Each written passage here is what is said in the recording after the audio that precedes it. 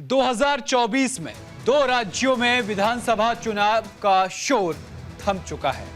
बारी है अब नतीजों की। इसीलिए आज हम खास कार्यक्रम लेकर आए हैं, किसकी बनेगी सरकार। नमस्कार, आप देख रहे हैं आपका अपना चैनल न्यूज इंडिया और मैं हूं आपके साथ गौरव किशोर शर्मा। और आज हम बात करेंगे दो राज्यों में संपन्न हुए विधानसभा चुनाव के बाद सरकार बनने की। आखिर किसकी ताजपोशी होगी, किसको गद्दी मिलेगी और कौन सत्ता में वापसी करेगा या फिर एक बार फिर वो सत्ता हासिल करेगा। लेकिन आज सबसे पहले हम आपको बताएंगे कि आज के इस कार्यक्रम में क्या कुछ खास बताने वाले हैं। सबसे पहले आज चर्चा करेंगे हरियाणा में कांग्रेस या फिर बीजेपी, किसकी सरकार, क्या कह रहे हैं एग्जिट पोल के नतीजे सामने निकल कर क्या आए हैं।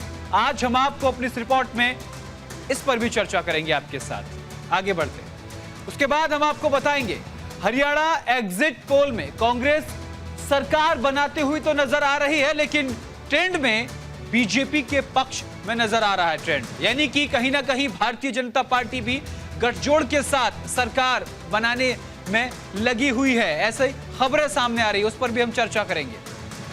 आगे बढ़ते हैं और आखिर में हम आज आपसे बात करेंगे जम्मू कश्मीर में अगली किंग मेकर कौन होगा, क्योंकि जिस तरीके से एग्जिट पोल के नतीजे सामने आए हैं, खबर यह है कि वहां हंग असेंबली के आसार हैं। तो आज हम इसी पर चर्चा करेंगे।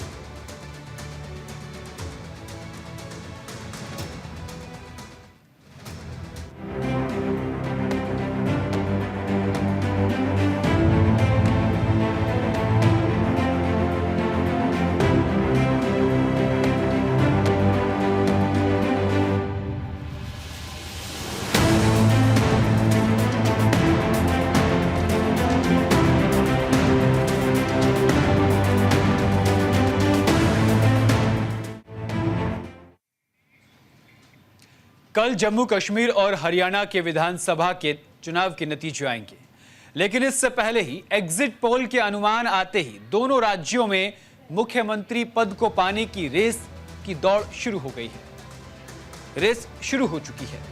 दोनों ही राज्यों में हर पार्टी अपनी अपनी जीत का दावा कर रही है और अगली सरकार वही बनाएगी ऐसी ताल ठोक कर कह रही है। और हैरानी की बात यह है कि न सिर्फ राजनीतिक दलों में अगली सरकार बनाने की होड़ है, बल्कि पार्टी के अंदर भी नेता अगला सीएम बनने का दावा कर रहे हैं और अपने ही साथी को पटखनी देने में लगे हुए हैं। आला कमान के सामने, शीर्ष नेतृत्व के सामने यह बताने की कोशिश कर रहे हैं कि हमने राज्य में झंडा गाड़ा है, हमने मेहनत की है, हमारा वर्चस्व ज्यादा है, हमारे साथ ज्यादा विधायक हैं, हम मुख्यमंत्री बनेंगे। लेकिन आगे बढ़ने से पहले आपको बताते हैं एग्जिट पोल क्या कह रहे हैं, क्योंकि एग्जिट पोल सामने आने के बाद ये सीएम पद की जो रेस है वो शुरू हो गई है। हरियाणा के अधिकतर एग्जिट पोल में कांग्रेस की जीत का अनुमान देखने को मिल रहा है, लेकिन ट्रेंड में तो बीजेपी है। वो क्यों है वो भी हम आपको बताएंगे। अगर एग्जिट सही साबित होते हैं तो हरियाणा में बीजेपी 10 साल बाद सत्ता से बाहर होती दिखाई देगी। वहीं जम्मू कश्मीर में कांग्रेस नेशनल कॉन्फ्रेंस को बढ़त मिलती हुई एग्जिट पोल में नजर आई है। सभी एग्जिट पोल का निचोड़ आपको बताएं कि न्यूज इंडिया के एग्जिट पोल में हरियाणा में भाजपा को 23 से 27 सीटें और कांग्रेस को 50 से 55 सीटें मिलने का अनुमान लगाया है। वहीं जेजेपी को न्यूज इंडिया के एग्जिट पोल, जिसे एग्जैक्ट पोल भी कहा जा रहा है, वहां जेजेपी को 1, इनेलो को 2 और अन्य के खाते में 27 सीटें एग्जिट पोल में नजर आ रही हैं। वहीं जम्मू कश्मीर को लेकर न्यूज इंडिया के पोल ऑफ पोल्स का अनुमान यह है कि वहां पर भाजपा को 27 सीटें मिल सकती है, तो कांग्रेस और नेशनल कॉन्फ्रेंस की सीटें का आंकड़ा 42 तक पहुंच सकता है। हालांकि सरकार बनाने के लिए 47 सीटें चाहिए बहुमत के लिए, लेकिन वहां यह आंकड़ा भी कम नजर आ रहा है। तो क्या अन्य खेल बनाएंगे या बिगाड़ेंगे, जबकि पीडीपी 7 और अन्य 14 सीटें जीतने का अनुमान जताया जा रहा है। जम्मू कश्मीर में या तो हंग असेंबली के आसार है या फिर गठबंधन की सरकार बन सकती है। अब हम आपको ग्राफिक के जरिए वोट परसेंटेज बताएंगे। हरियाणा में विधानसभा चुनाव में न्यूज इंडिया का एग्जिट पोल हम आपको परसेंटेज के साथ बताएंगे। देखिए, सबसे पहले हम आपको बता रहे हैं कि किस तरीके से कांग्रेस का एग्जिट पोल, ये देखिए, ये आपके सामने, ये देखिए, कांग्रेस को हरियाणा में 50 से 55 सीटें मिल रही हैं और ये 50 से 55 सीटों के साथ 42 से 45% वोट कांग्रेस को मिल सकते हैं, सरकार बना सकती है। बात करते हैं बीजेपी की। अगर बीजेपी का जिक्र करें तो बीजेपी को 23 से 27 सीटें मिलती हुई नजर आ रही हैं और वोट परसेंटेज की बात करें तो 30 से 33% परसेंटेज वोट फीसद मिलेगा। वहीं अगर हम बात करें एनएलओ की, आईएनएलडी की बात करें तो 2 से 3 सीटें, देखिए ग्राफिक के जरिए आपको दिखाएंगे, 2 से 3 सीटें मिलती हुई नजर आ रही हैं और हरियाणा में वोट फीसद है 7 से 9% वोट इनेलो को मिला है। जेजेपी दुष्यंत चौटाला का अगर जिक्र करें तो जो पिछली सरकार में किंग मेकर की भूमिका में थे वो 1 से 2 सीटों पर सिकुड़ रहे हैं और वोट परसेंटेज घटकर महज 0.4% रह गया है जेजेपी दुष्यंत चौटाला। और अदर का अगर जिक्र करें तो अदर को 7 सीटें मिल सकती हैं और 7 सीटों में अगर जिक्र करें तो वोट परसेंटेज है 11 से 15%, यानी कि अदर इसमें खेल बनाने और बिगाड़ने की भूमिका निभा सकते हैं। जिस तरीके से ये रुझान सामने आए हैं कि कांग्रेस को बहुमत मिल सकता है, लेकिन बीजेपी के साथ कांटे की टक्कर जो है वह नजर आ रही है। आम आदमी पार्टी को लेकर के कोई खास एग्जिट पोल में सामने निकलकर नहीं आया है, हालांकि 88 सीटों पर आम आदमी पार्टी ने चुनाव लड़ा है। तो ये हमने आपको बताया एग्जिट पोल किस तरीके से कह रहा है और उसमें कौन कौन सरकार बना सकते हैं। आगे बढ़ते हैं, अब जिक्र करेंगे हरियाणा में विधानसभा चुनाव के बाद एग्जिट पोल में कांग्रेस की सरकार बनती नजर आ रही, जिस तरीके से अभी हमने आपको दिखाया। इसीलिए कांग्रेस में मुख्यमंत्री पद की दावेदार भी कई खड़े हो गए हैं। एग्जिट पोल में हरियाणा में कांग्रेस पार्टी को स्पष्ट बहुमत मिलता हुआ नजर आ रहा है। इसके बाद से पार्टी काफी उत्साहित है और साथ ही शुरू हो गया है कौन बनेगा मुख्यमंत्री इसका सवाल। Who will be the chief minister of Haryana. हर कोई यह जानना चाहता है कि अगला हरियाणा का मुख्यमंत्री अगर कांग्रेस पार्टी सत्ता में आती है तो कौन होगा। यह सवाल इसलिए बेहद अहम हो गया है क्योंकि कुमारी शैलजा काफी दिनों बाद एक्टिव हुई क्योंकि वह मुख्यमंत्री पद चाहती थी। उधर भूपेंद्र हुड्डा जो है वो साफ तौर पर आला कमान को लेकर जिक्र कर रहे थे। अब हम आपको 3 नाम दिखाते हैं, कौन वो 3 नाम है। सबसे पहला नाम आपको बता, देखिए सबसे पहला नाम भूपेंद्र सिंह हुड्डा का है। इनका यह कहना है कि इन्होंने मेहनत की है पार्टी के साथ, लोकसभा चुनाव में 5 सीटें, 10 में से 5 सीटें जीती। अगला नाम, अगला आपको बताते हैं, अगला नाम आता है कुमारी शैलजा। केंद्रीय नेतृत्व के साथ इनका जो गठजोड़ है, जो ट्विनिंग है वो बेहद शानदार है।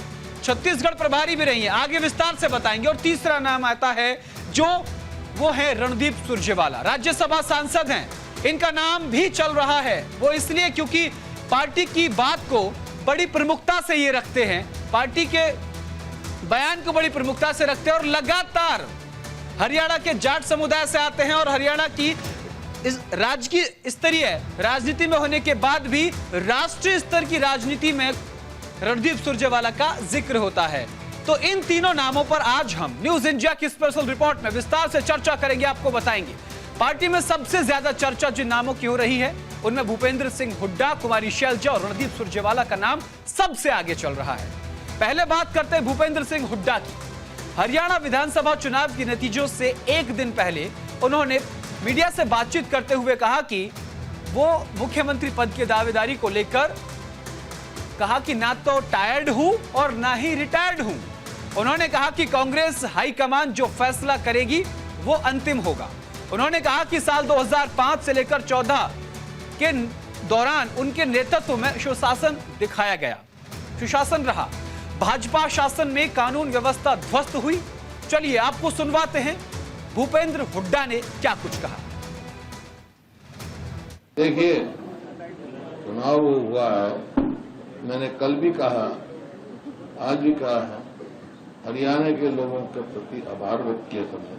बहुत शांतिप्रिय ढंग से चुनाव हुआ है, कोई अप्रिय घटना नहीं घटी है, इस बात की हार्दिक बधाई देता हूँ। सर, आपने पहले भी कहा था कि रिटायर नहीं हुए हैं, आप ना टायर हुए हैं, इसीलिए ये सवाल पूछ रहे हैं। अभी भी आप रिटायर? अब भी यही कह रहा हूँ ना, मैं टायर्ड हूँ ना रिटायर्ड हूँ। सर हैट्रिक लगाने को तैयार है या टायर्ड नहीं है? मैं क्या लगता हूँ आपको?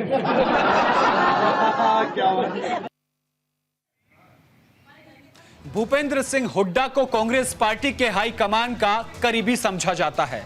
राहुल गांधी और प्रियंका गांधी से उनकी ट्वीटिंग काफी अच्छी दिखाई देती है। यह भी कोई हाल फिलहाल की बात नहीं है, यह पिछले कुछ सालों में देखा गया है कि भूपेंद्र सिंह हुड्डा कांग्रेस पार्टी के वरिष्ठ नेताओं के काफी करीबी रहे हैं। इतना ही नहीं, पिछले काफी समय से कांग्रेस पार्टी को राज्य में मजबूत करने के लिए उन्होंने काफी मेहनत भी की है। 10 साल तक हरियाणा के 2 बार मुख्यमंत्री रहे। उन्होंने 2024 के लोकसभा चुनाव में भी पार्टी के लिए जमकर प्रचार किया। इसी दौरान 10 में से 5 सीटों पर कांग्रेस ने जीत दर्ज की। अब हम आपको ग्राफिक के जरिए बताएंगे, समझाएंगे, दिखाने का प्रयास करेंगे कि क्यों आखिर भूपेंद्र सिंह हुड्डा ही क्यों। देखिए, भूपेंद्र सिंह हुड्डा को कांग्रेस पार्टी के हाईकमान का बेहद करीबी माना जाता है। वो अक्सर दिल्ली के दौरे पर रहते हैं तो प्रियंका गांधी और राहुल गांधी से मुलाकात करते हैं, सोनिया गांधी से भी आशीर्वाद लेते हैं और हरियाणा में स्थिति को बताते हैं। राहुल गांधी और प्रियंका गांधी दोनों के अच्छा मेल खाता है, यानी कि जो सोच है वो युवा सोच भी उनकी मिलती हुई नजर आती है, इसलिए भूपेंद्र हुड्डा का नाम चल रहा है। भूपेंद्र हुड्डा पार्टी के वरिष्ठ नेताओं के काफी करीबी हैं। आपको बता दें कि मल्लिकार्जुन खड़गे को जब पार्टी का राष्ट्रीय अध्यक्ष बनाया गया था उस दौरान इन्होंने अपनी बात प्रमुखता से रखी थी। पिछले लंबे समय से कांग्रेस पार्टी को राज्य में मजबूत करने की कोशिश कर रहे हैं, लगातार लगे हुए हैं। किसान आंदोलन हो, खिलाड़ियों की बात हो, लगातार वो जनता के बीच में रहे। हरियाणा में कांग्रेस को मजबूत किया, उसके बाद इनकी कई विशेषताएं हैं। तो ये तमाम भूपेंद्र सिंह हुड्डा को कांग्रेस पार्टी के हाईकमान का करीबी माना जाता है। राहुल गांधी प्रियंका गांधी के करीबी हैं और सबसे बड़ी बात यह है कि इन्होंने 2024 के लोकसभा चुनाव में काफी मेहनत की और उसके बाद इन्होंने जो क्लीन स्वीप किया था 2019 में उसको वापस ना दोहराते हुए इन्होंने 5 सीटों पर जीत दर्ज कराने में मदद दी। अगला नाम आता है कुमारी शैलजा का। दूसरा नाम लिस्ट में दूसरा नाम आता है कुमारी शैलजा का, जो एक दलित चेहरा है। वो वर्तमान में सिरसा लोकसभा सीट से सांसद हैं और उनका नाम भी मुख्यमंत्री की रेस में शामिल है। उनके गांधी परिवार से बेहद नजदीकियां हैं और ये नजदीकियां जग जाहिर हैं। वो हरियाणा की प्रदेश अध्यक्ष भी रह चुकी है। एग्जिट पोल के नतीजों के आने के बाद हरियाणा में कांग्रेस को हरी झंडी दे दी गई है। कांग्रेस सांसद कुमारी शैलजा ने मुख्यमंत्री पद को लेकर कहा कि वो हरियाणा के मुख्यमंत्री के पद को लेकर किसी तरह का कोई दावा पेश नहीं कर रही हैं। ये वही कुमारी शैलजा हैं जिन्होंने राहुल गांधी से मुलाकात करने के बाद भूपेंद्र हुड्डा के साथ मंच साझा करने की बात कही थी। ये वही कुमारी शैलजा हैं जो काफी लंबे समय तक चुनाव प्रचार से दूर रही थी। ये वही कुमारी शैलजा हैं जिन्होंने जब मैनिफेस्टो 7 गारंटी पत्र जारी करने के दौरान ये उस पत्र के कार्यक्रम में शामिल नहीं थी, गारंटी पत्र के दौरान कहीं फ्रेम में नजर नहीं आई थी। ये वही शैलजा कुमारी शैलजा आज आला कमान पर तमाम बातें डाल रही है जिन्होंने साफ कहा था कि मेरा अपमान हुआ है। उन्होंने आज अपना बयान बदल दिया। एग्जिट पोल आने के बाद उन्होंने कहा कि आला कमान का फैसला सर्वोपरि होगा।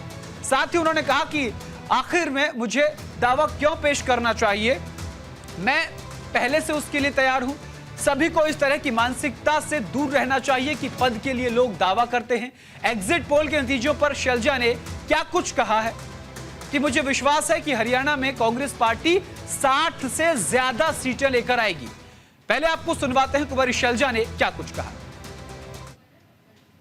एग्जिट पोल्स अपनी जगह हैं और कई हैं, उनकी रेंज भी हो जाती है, लेकिन हम जो ग्राउंड से रिपोर्ट ले रहे हैं बहुत बढ़िया बहुमत आ रहा है और मुझे लगता है कि हम सेफली कह सकते हैं कि 60 से ऊपर ही ऊपर होगा। देखो, दोनों चीज़ें होती हैं। CLP की मीटिंग होती है, उसमें रेजोल्यूशन पास होता है और MLA से पूछ भी लेते हैं इंडिविजुअली, हमेशा नहीं लेकिन पूछ लेते हैं और उसके बाद सारा फैसला हाईकमांड की ओर से आता है। ये हमेशा होता है। अब सबसे बड़ा सवाल यह आता है कि आखिर कुमारी शैलजा का नाम रेस में क्यों शामिल हुआ, उन्होंने ऐसा क्या किया। अब आपको उनकी उपलब्धियां बताते हैं, उनकी पहचान बताते हैं। कुमारी शैलजा एक दलित चेहरे के रूप में हरियाणा में जानी जाती हैं। हरियाणा में दलित वोट बैंक काफी अच्छा है, जिस पर कुमारी शैलजा की मजबूत पकड़ है। वर्तमान में वो सिरसा से लोकसभा सीट से सांसद भी हैं। वो इसलिए भी दावा कर रही हैं क्योंकि उनके पास सिरसा उसके आसपास की विधानसभा सीटों का अच्छा वर्चस्व उनके साथ है, विधायक उनके साथ हैं। कुमारी शैलजा भी मुख्यमंत्री पद की रेस में इसीलिए शामिल हुई क्योंकि उनको दलित वोट बैंक का पूरा समर्थन हासिल है। वर्तमान आपको बता दें कि कुमारी शैलजा भी लगातार गांधी परिवार से नजदीकियां बनाए रखी हैं और इनकी जो नजदीकियां हैं वो जग जाहिर हैं, सभी को पता है। कुमारी शैलजा को हरियाणा की प्रदेश अध्यक्ष भी रखा गया, वो हरियाणा प्रदेश अध्यक्ष भी रही और उस दौरान बहुत अच्छा प्रदर्शन नहीं कर पाई कांग्रेस, लेकिन उन्होंने एक मजबूत पकड़ बनाई। तो उसके बाद आपको बता दें छत्तीसगढ़ की प्रभारी भी रही हैं कुमारी शैलजा। उस दौरान कुमारी शैलजा जब छत्तीसगढ़ प्रभारी थी उस वक्त कांग्रेस छत्तीसगढ़ में चुनाव हार गई और बीजेपी सत्ता में आई। तो ये तमाम जो फैक्टर हैं जो जुड़े हुए हैं इन लोगों से, वो आज हम आपको न्यूज इंडिया पर बता रहे हैं किस तरीके से इनके साथ क्या क्या फैक्टर जुड़े हुए हैं। कुमारी शैलजा क्यों? कुमारी शैलजा का एक लंबा इतिहास रहा है और गांधी परिवार के समझाने के बाद वो चुनावी मैदान में कूदी। आगे बढ़ते हैं। तीसरा नाम आता है रणदीप सिंह सुरजेवाला। कांग्रेस महासचिव भी हैं, राज्यसभा भी हैं, प्रवक्ता भी रहे हैं। राज्यसभा सांसद और महासचिव रणदीप सिंह सुरजेवाला का नाम मुख्यमंत्री पद की रेस में शामिल हो गया है। कैथल में अपने गृह क्षेत्र में मतदान करने के बाद राज्यसभा सांसद और एआईसीसी महासचिव रणदीप सिंह सुरजेवाला ने कहा कि मुख्यमंत्री बनने की महत्वाकांक्षा रखना गलत नहीं है और जैसे ही उन्होंने ये कहा राजनीतिक गलियारों में यह शोर गूंजने लगा कि जहां पहले कुमारी शैलजा मुख्यमंत्री पद की रेस में थी, भूपेंद्र हुड्डा के सामने दीपेंद्र हुड्डा भी हो सकते थे और दीपेंद्र हुड्डा के सामने कुमारी शैलजा चुनौती, और उसके बाद अब रणदीप सुरजेवाला का नाम उनके इस बयान के बाद सियासी गलियारों में भटकने लगा कि अब रणदीप सिंह सुरजेवाला भी मुख्यमंत्री पद की रेस में शामिल हो गए हैं। उन्होंने कहा कि हम राहुल गांधी और कांग्रेस अध्यक्ष मल्लिकार्जुन खड़गे द्वारा मुख्यमंत्री के चेहरे के लिए लिए गए निर्णय को स्वीकार करेंगे। सुरजेवाला को उनके सहयोगियों द्वारा इस दौड़ में डार्क हॉर्स माना जा रहा है। डार्क हॉर्स के रूप में देखा जा रहा है कि जिस तरीके से भारतीय जनता पार्टी ने सरप्राइज दिया मध्य प्रदेश और राजस्थान में, क्या वैसे ही कांग्रेस हरियाणा में तो नहीं करने जा रही है। जो नाम चर्चा में है उनसे इतर कोई तीसरा नाम, कोई चौथा नाम आ जाए और वही नाम आया रणदीप सिंह सुरजेवाला के तौर पर। हालांकि यह कहा जा रहा है कि जो नाम मीडिया में आ गया है उस पर पार्टी आला कमान पुनर्विचार कर सकती है, सोच सकती है, पर सुरजेवाला को मुख्यमंत्री बनाए जाने पर भूपेंद्र हुड्डा बिल्कुल भी तैयार नहीं होंगे। हुड्डा सारा कसरत अपने बेटे दीपेंद्र को हरियाणा का मुख्यमंत्री बनाने में लगा देंगे। इसके लिए जरूरी है कि कांग्रेस में कोई और जाट नेतृत्व ना तैयार हो। अगर एक बार सुरजेवाला मुख्यमंत्री बन गए तो दीपेंद्र का नंबर अगले 10 सालों तक आने वाला नहीं है। उसका कारण क्या है? अब हम आपको रणदीप सिंह सुरजेवाला की खासियत बताते हैं। उन्होंने अब तक कांग्रेस में क्या क्या किया है। देखिए, सबसे पहला, रणदीप सिंह सुरजेवाला राज्यसभा सांसद हैं और महासचिव हैं। ये अपनी बात प्रमुखता से रखते हैं। मुख्यमंत्री बनने की महत्वाकांक्षा रखना गलत नहीं है। जैसे ये बात रणदीप सिंह सुरजेवाला ने बोली उसके बाद से लगातार ये सुर्खियों में आ गए। मीडिया में इनका नाम मुख्यमंत्री पद की रेस में चलने लगा। सबसे बड़ा फैक्टर, जो सबसे ज्यादा वोट बैंक है, वो जाट वोट बैंक हरियाणा में है और जाट समुदाय से रणदीप सुरजेवाला आते हैं। मजबूत पकड़ जाट समुदाय पर इनकी मानी जाती है। कांग्रेस को युवा चेहरा है, यानी कांग्रेस का युवा चेहरा माने जाते हैं और राहुल गांधी के विश्वास पात्र हैं। ये सबसे बड़ी बात, राहुल गांधी के विश्वास पात्र हैं। तो ये तमाम जो चीजें हम आपको बता रहे हैं, राहुल गांधी के विश्वास पात्र होने के साथ साथ हरियाणा की वास्तविक स्थिति से शीर्ष नेतृत्व को अवगत कराते हैं। सुरजेवाला न सिर्फ जाट होने के चलते बल्कि उनके तार्किक बयान इनको खास बनाते हैं। तार्किक बयानबाजी, पार्टी का पक्ष मजबूती से रखने की वजह से भी ये हमेशा चर्चाओं में रहते हैं। रणदीप सिंह सुरजेवाला, ये नाम वो हैं जो मुख्यमंत्री पद की रेस में चल रहे हैं। उसके बाद स्थानीय राजनीति में होते हुए भी ये हमेशा राष्ट्रीय राजनीति में दखल रखते हैं और चर्चा में रहते हैं। ये हम आपको रणदीप सिंह सुरजेवाला की खासियत बता रहे हैं। रणदीप सिंह सुरजेवाला कम उम्र में ही राजनीति में आए और विधायक बन गए। हरियाणा की राजनीति में कहा जाता है रणदीप सिंह सुरजेवाला सबसे कम उम्र के विधायक बने। ये उनके साथ प्लस, और इसी बात को देखते हुए भूपेंद्र सिंह हुड्डा के अंदर कहीं ना कहीं इनसिक्योरिटी, असंतोष का भाव, अविश्वास का भाव कि अगर रणदीप सिंह सुरजेवाला मुख्यमंत्री बन गए तो दीपेंद्र हुड्डा का नाम अगले 10 वर्षों तक नहीं आना। इनसिक्योरिटी वाली बात इनको कहीं ना कहीं पीछे ले जा सकती है शीर्ष नेता सामने। सुरजेवाला कई बार राज्य मंत्री और कैबिनेट के सदस्य भी रह चुके हैं। तो ये लगातार हम आपको बता रहे हैं।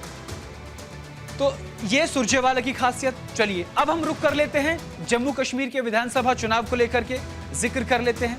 जिस तरीके से लगातार जम्मू कश्मीर में घाटी में चुनाव हुआ, 10 साल बाद चुनाव हुआ, धारा 370 और 35A हटने के बाद चुनाव हुआ, चुनाव बेहद ही शांतिपूर्ण तरीके से हुआ। एक तरफ जम्मू में जो सीटें आती हैं उन्हें भारतीय जनता पार्टी जीत का दावा कर रही है। एग्जिट पोल में भारतीय जनता पार्टी तीसरे नंबर की पार्टी बनकर वहां पर आ रही है। जम्मू कश्मीर में नेशनल कॉन्फ्रेंस और कांग्रेस अलायंस दोनों ने मिलकर काम किया है और दोनों गठबंधन की सरकार बना सकती है। लेकिन एग्जिट पोल में कहीं पर भी जम्मू कश्मीर में पूरी सरकार बनती हुई नजर नहीं आ रही है। जम्मू कश्मीर में नेशनल कॉन्फ्रेंस कांग्रेस की सरकार बनेगी या बीजेपी की, या फिर कोई बड़ा उलटफेर होगा, इन सब से दूर राज्य के नसीब में एक और सबसे बड़ी बात है खंडित जनादेश, क्योंकि इस बार जो खेल बिगाड़ा है वो सबसे ज्यादा निर्दलियों ने उतारा है। कुछ ही घंटों के बाद इसका पता भी चल जाएगा, यानी कल वोटिंग शुरू हो जाएगी। 8 अक्टूबर का दिन जो है वो नतीजों का दिन है और जम्मू कश्मीर या फिर घाटी के विकास की इबारत लिखने का भी दिन है। जहां एक तरफ भारतीय जनता पार्टी घाटी में विकास का दावा ठोक रही है, तो वहीं दूसरी तरफ लगातार तस्वीरें साथ के साथ हम आपको दिखाते रहेंगे। आपको घाटी में बीजेपी विकास की बात कर रही है। अनुच्छेद 370 धारा 35A में बदलाव के बाद जिस तरीके से घाटी में बदलाव आया है वो दिखाया है। अब जम्मू कश्मीर चुनाव में 10 ऐसे नाम भी हैं जिनका क्या होगा, वे हारे या जीतेंगे, ये सभी जानना चाहते हैं, क्योंकि ये चेहरे और उनकी जो सीटें हैं उनके बीच एक बड़ा मुकाबला नजर आ रहा है। सबसे बड़ी बात है उमर अब्दुल्ला जो है वो गंदरबल सीट से है, बड़गांव में आती है। इल्तिजा मुफ्ती महबूबा मुफ्ती की बेटी है। तस्वीरें साथ के साथ दिखाएंगे। जम्मू कश्मीर इलेक्शन की तस्वीरें आपको साथ के साथ हम दिखाते रहेंगे। तो ये वो नाम है जो बड़े चेहरे हैं। इल्तिजा मुफ्ती जो है वो श्री गुफवारा बिजबहरा से चुनाव लड़ रही हैं। रविंद्र रैना जो बीजेपी के बड़े चेहरे हैं, नौशहरा से चुनाव लड़ रहे हैं। अल्ताफ बुखारी चन्नापोरा से, सज्जन गनी लोन कुपवाड़ा से, खुर्शीद अहमद शेख लांगेट से, सगुन परिहार, तस्वीरें साथ के साथ दिखाएंगे। सगुन परिहार किश्तवाड़ा से, एमवाई तारीगामी कुलगांव सीट से और सर्जन बरकाती से। ये वो 10 नाम हैं जिनका अंदाजा लगाया जा रहा है कि अगर जीतेंगे तो क्या होगा, क्योंकि ये तमाम नाम जो हैं किसी न किसी चीज से जुड़े हुए हैं। तो ये थी आज हमारे साथ किसकी बनेगी सरकार। तो किसकी बनेगी सरकार में इतना ही। देश और दुनिया की तमाम बड़ी और अहम खबरों के लिए देखते रहिए न्यूज़ इंडिया। नमस्कार।